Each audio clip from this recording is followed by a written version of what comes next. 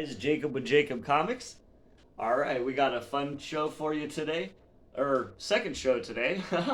And in this episode, though, we're going to be reviewing Green Lantern number 12 that just came out this week, and it's the final issue in this particular volume of Green Lantern. Additionally, it is a key. I can definitely vouch for that now that I've read it, and we'll get right on into that here in a second. First off, as always, I do want to let you guys know about my 100 subscriber giveaway. I'm trying to hit 100 subscribers. Help me out, guys. We're going to give the book away when we hit 100 subscribers. It's the Suicide Squad #1, and it's the first team appearance of Deadshot, Deathstroke, Harley Quinn, Duella Dent, and the Black Manta. And all you have to do to win that book for free, and we're going to ship it on away, is like, comment, and subscribe to the video, and you're going to be entered to win. All right, let's get right on into this comic right here. So we got Green Lantern number 12, and we're pulling it on out, and I do really enjoy the DC paper. And additionally, before we go into the book, I always like to shout out the artists, creators, writers, the whole creative team. So let's go ahead and do that first before we get into it. If I can just find the page. There it is. All right.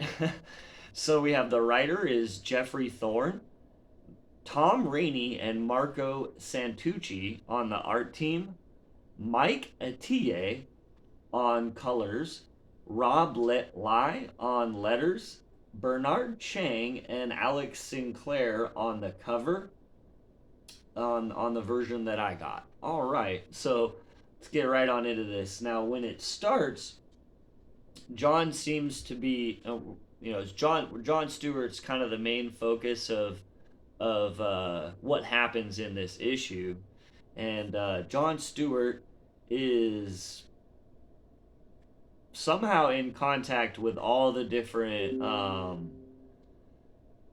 colors. If you guys know the Green Lantern mythos, there's like white lanterns, there's blue lanterns, there's yellow lanterns, there's red lanterns, so on and so forth. And he's talking like he's able to contact them all at once, and they're all trying to ask for his help and stuff. And he's like, I have to go. And he kind of realizes that he has the power right now. And just to give you kind of an example of the art that's going on in this issue, it's really amazing, actually. It's definitely like a psychedelic head trip here. He's in some sort of like multiverse, universal, trans-dimensional kind of a thing, right? And so he's there, right? And saying, I've got all kinds of power right now, right? And if you think I'm gonna stay here and watch more of my people die when I could do something to stop it, that's not what's gonna happen.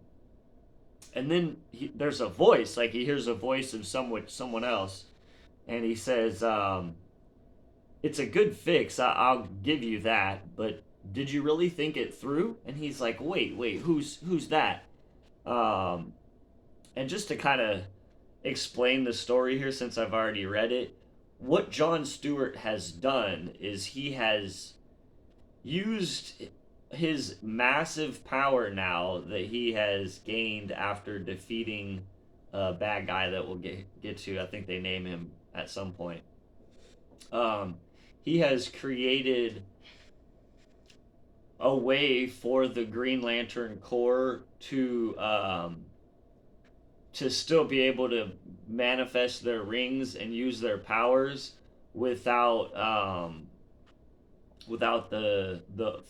Oa force or something like that. I'm sorry, I'm not fully haven't fully read these last 12 issues, but it is kind of explained, and I'll explain it here in a second. So, but he's created this thing with his that what you need to know right now is that he's created this with his newfound power. He's created a way for the Green Lantern Corps to exist again, And so this guy's like, of all the Jon Stewarts in the Omniverse, you're the only one who's ever done anything like this. You absorbed the Godstorm, Jon. You're in direct contact with, well, me. And you have my attention now, so here I am, here we are. And what are you doing here? And then we switch to a little bit of Hawkman is saving someone who uh, turns out later to be a girl Green Lantern, and so Hawkman saving her, and all the it's like destruction and devastation has just taken place from the battle that concluded when uh, Jon Stewart defeated the bad guy and took all that power, right?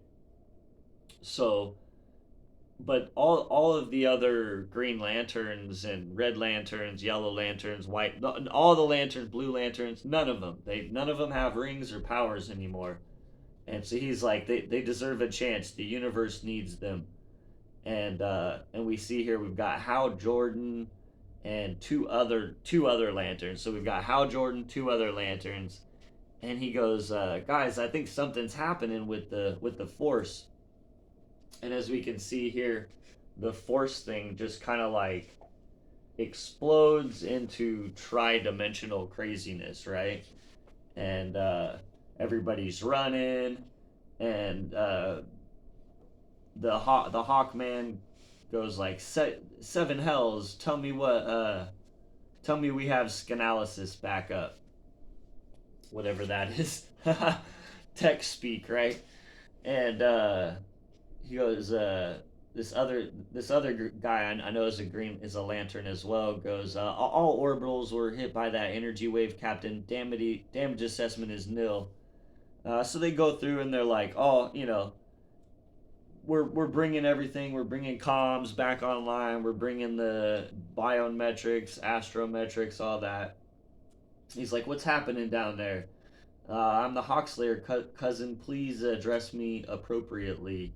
Hawkslayer's like not really happy. His cousin's just kind of yelling at him what's down there. And says, only respond, Hawkslayer. Hawkslayer is OA experiencing technological anomalies. I can confirm Guardian City has undergone significant repair. So they're all like trying to repair the city and everything, and they don't or the city's like repairing itself, and they don't understand why. Basically, is kind of what I'm trying to get at. And they say energy source confirmed, and it's obviously what I just showed you in that 2-page spread. Has repowered the Green Lantern ball in the center of Oa, and she's like, "What the heck was that?" And Flash is actually there, and he goes, "Felt like the first time I tapped into the Speed Force, a little, sort of." And they're kind of talking, and she's like, "Jordan's, what's this?" And Hal Jordan goes, "Does anybody else feel that?" And he goes, "I don't." And he says, "Hey, nobody feels a thing, man. Why don't we take a walk over to the medical dome and get you checked out?" And he goes, "No, you're right. I shouldn't be able to feel anything like this, not without my..." And how Jordan just like whooshes back his Green Lantern ring. So like maybe double key, I don't know. Like how Jordan's got his Green Lantern ring back, and he says, what the holy hell? Uh, my ring, it's my ring. I just reformed it." And the girl lantern, she goes, "I thought you said you couldn't do that anymore." He goes, I can't, I couldn't. I'm cut off from the cosmic grail. This feels like my original ring, the one I got from Abin Sur." And she goes, "But what if it wasn't your cosmic grail thing? Then what?" And so then Hal Jordan's talking to the Martian Manhunter, and he goes, "Can you give me a head count on the lanterns on Oa?" And Martian Manhunter's like, "Give me a moment." And he says, "It seems that the healing wave only affected local technology, and there's a 600 Green Lanterns currently on Oa. 53 are critically injured." And he's like, "Get everybody who's able, and every ring, get everybody to the beacon. My turn for a Hail Mary. Come on." And so they gather up everybody, as many people as they can, They hand out all these rings that aren't working, and then I really dug this part. Like he says the thing, and so Hal Jordan's there, and he's brought like all the lanterns with him to the dome that's now re-energized because Jon Stewart's re-energized it, and he goes, "We all saw Jon Stewart's sacrifice. It's easy to think of him as a soldier leading an army of lanterns. He was more than that. So are we. He might have given his life to defeat Koyos, but he also left us this beacon behind. You can feel it. It's energy if you try. It's like a whisper, but it's there. You can use it. You all have the same will as me. You can do what I did right now. Picture your rings, what they feel like, what they mean to you. See them, know them, make them real again. Say the words if that helps. In brightest day, in blackest night, no evil shall escape our sight. Let those who worship evil's might beware our power." And before he can finish the line, Green Lantern's light, the thing like just breaks back to life or cracks open and zaps them all, and they all get their rings and their powers back. And the girl Green Lantern's like, so maybe another key on her. She's got her powers. I don't know. And she's like, it actually worked. We've got our rings back. We've all got our and someone comes in really angry and goes, I don't know who it is. I'm sorry guys. And she goes, "Jordan, what in the depths have you done to us? I'm a sapphire. I'm a Redding Star Sapphire." And she's like a purple lantern, and I guess she's unhappy about it. Maybe she used to be a Green Lantern. I'm not sure. I'm sorry, guys. And then a really cute guy that kind of looks like Rocket Raccoon from Marvel Universe, but I'm sure it's not him. He comes up and he goes, "I'm not." He's got a blue suit on, and he's like, "I'm not saying the blue oath. Promise you that for nothing." And he's really angry and upset. And the now purple lantern, she's like, "Explain this, fix it." And Hal's like, oh, it says her name. "I'm so sorry, Iolande. I've got no idea why." And the other Green Lantern girl's like, "I'm guessing this wasn't the plan." And another guy, I don't know who this is either, but he had like a mech suit on earlier. He seems to be a White Lantern now, and he comes in, and they're all shocked as heck to see that he's now a White Lantern. I think that's the Healing Lantern. Like, guys, comment below. Enter yourself to win the Suicide Squad one. The White Lanterns, the Healing Lanterns, right? I'm sorry. And so then he's like, "What the actual heck?" Because all the rings start flying around out of the. They had them like in a jar, all the extra rings. They start flying around, and the guy who's like the White Lantern, he's like, they're talking to me like from far away. And the one girl's like, so she comes up, she's like, "So is this a weird day for you guys or what?" And and he goes, "Yeah, yeah, I hear you." And he's like talking to all these people, and so there's all kinds of like dead Green Lanterns. Specifically, he names one Aricia, and everyone's shocked to like see that all these dead Green Lanterns are possibly alive again. And the one girl is like, "Yeah, definitely a weird day." So I don't know. More keys. There's lots of alive people. I think I'm gonna show you the panel here. They're kind of like green misty, so I'm not sure if they're like back or if they're like it's some sort of astral plane that they're able to still talk to them. Um, and so they're like, "Okay, we'll figure that out later. That's just crazy sauce, right?" So I guess they're gonna answer that question in the next stuff, because we cut from that. They're just kind of, "Okay, we'll answer that later." I don't know right now. They cut back to the crazy kind of art that I showed you earlier, where it's like in some sort of outer dimensional multiverse, and we've got this guy again, who they name earlier. I don't know if it's the first time we've ever seen him. I'm sorry, but he's the source, and so you got you got John Stewart in here talking to the source, and John's kind of like, it's interesting art because they decided not to color part of it, and it kind of has this interesting look with the background super colorful and psychedelic, and he's not doing well, and the guy's like, you're still trying to reject the ascension, and he goes, I don't want it, never wanted it. And the guy goes, when you took the God Storm, you tapped the main line. This isn't some accidental superpower. It's not your ring. You can't throw it away. You're ascended. It's you. And he goes, it's too much power. I've seen what happens with that. Krona, Parallax, Koios, Ion, even bits of my own future. Power corrupts. And so he's like, he doesn't want it, right? And the guy goes, no, power reveals. Take yourself, for instance. Every time you've been given power, you've used it to help others. And he goes, don't you understand? I don't want to turn into a monster. And the guy goes, then don't. Kind of simple, right? And he goes, and John Stewart's like, that's it. It's just that simple, that easy. And the guy goes, simple, maybe, easy, almost never. I'm life, John. I'm the source of life. Life is a tapestry of choices. Life is. It's kind of an interesting line. And he goes, you gave your friends the chance to keep choosing. Can they rebuild the corpse with the guardians and their book of Oa? Can they make Oa a home for the star sapphires and the other refugees of Koyo's destruction? What about the dark sectors? Will Essek choose to crack this universe with his schemes? This is a lot of teasers.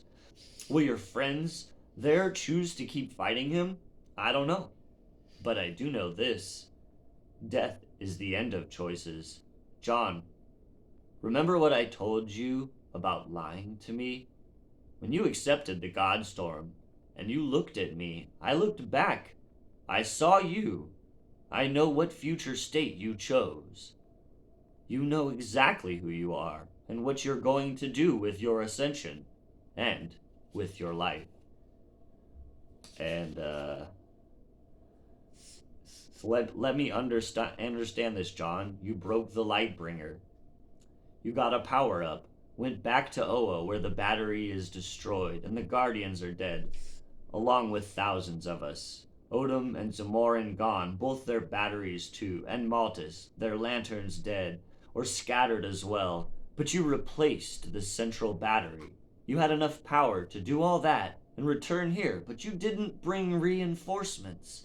You let them think we're all dead.